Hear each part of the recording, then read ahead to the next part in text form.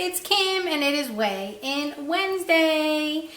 I am so happy to tell you guys that I reached my next 5-pound milestone. I lost 2.2 pounds this week and my new total is 85.6 pounds lost. Woohoo! So that is incredible. I am so proud of myself. This week was a really tough week.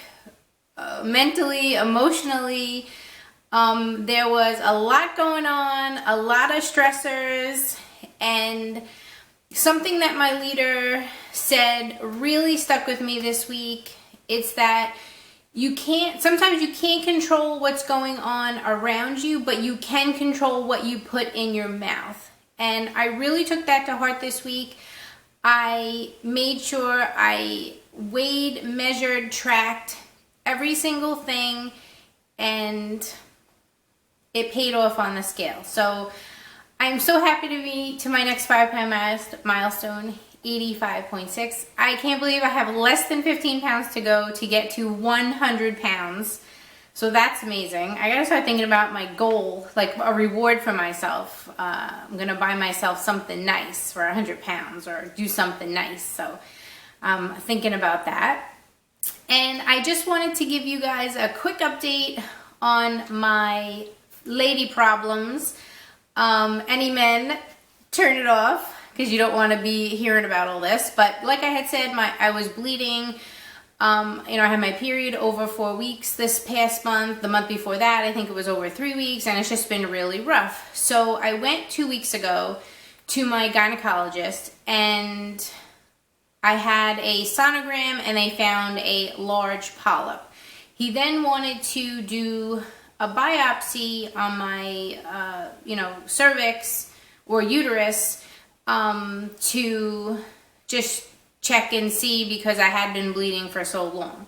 So did the biopsy last week, and that hurt like a mother, let me tell you. Then Monday he calls me and he says that he needs me to come in to discuss the results of the biopsy. So I'm just like, they can't tell me over the phone, like I have to come in. And so of course, like your mind just goes to all the bad places. Why would he need me to come in? This is going to be really bad.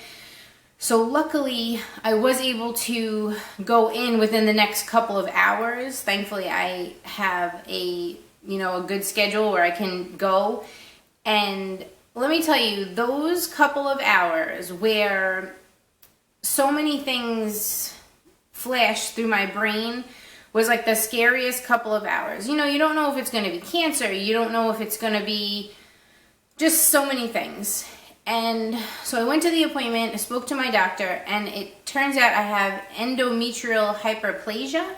I think I'm saying that right, which is basically like precancerous cells that they need to remove. So I'm going next week to have a D&C and a polypectomy. So they're going to remove the polyp, they're going to clean everything out, and it is a small surgical procedure in the hospital. I do have to have anesthesia.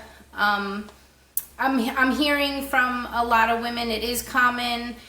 One of my best friends had the same thing, so she's been walking me through it as far as the procedure and everything that's going to go down. So that's been super helpful. And so thank God I'm okay. Thank God that I went when I did, that I listened to my intuition and knew that it was something more. I knew it was something more than the PCOS. I said, something's not right. I should not be bleeding for this long. I've been working so hard.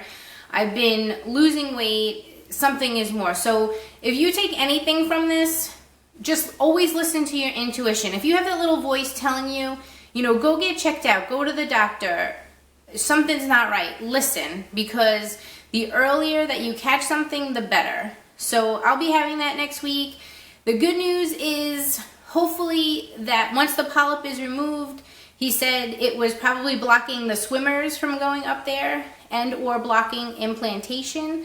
So once that polyp is removed, hopefully I will have a better chance of getting pregnant. Also, after the procedure, I'm going to be on progesterone for 3 months because he wants to rebuild up the lining of the uterus because I have been bleeding for so long and shedding that lining for so long. So, that's what's going on with me. Thank you, sweet baby Jesus, that I'm okay. Thank you to all my amazing, my closest girlfriends for being there for me and just being so supportive, and my family for holding my hand. And yes, so let's move on to the weekly. This week was about embracing optimism. I am definitely a positive person. If you have been watching my videos, you know that I do try to see the good side of things. I do try to make the best of every situation. Sure, there comes, times when people are driving you crazy or things are not going your way, but you just want to try to stay positive, and more so for yourself. You want to be your own cheerleader. You want to be encouraging to yourself. Maybe you went over in points, but guess what? You track those points. You're being accountable. So try to look for the bright side of things, because that's definitely what I do. And a big turning point in my life was 9/11, September 11th, when my now husband, who at the time was my boyfriend, almost died. And after that day, everything in my life changed.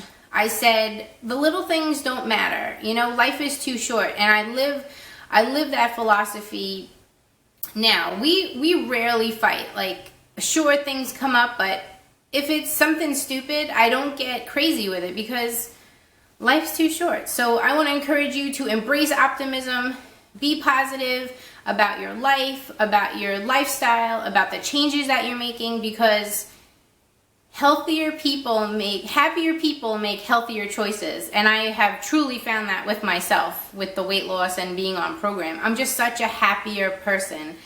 Sure, when I was over 300 pounds, I pretended to be happy because that's what the world wants to see.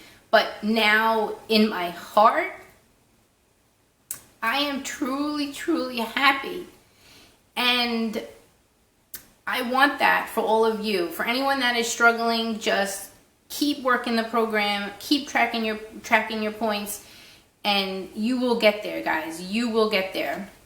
So what to do? Tune up your optimism. Tap into your inner positivity by listing 3 things that make you feel good about your life.